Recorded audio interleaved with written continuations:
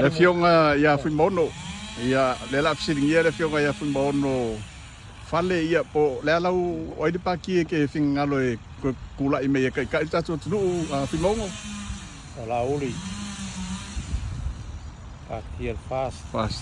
Ia. Ko e ke fingalo e kula i me ia lau le mani to e fai mapalmia.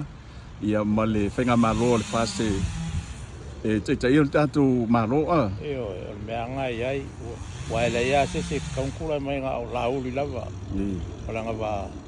Ainga, se lau pasenge lo fatu tuino le fast. Io se lau pasenge. Ia malo fatai.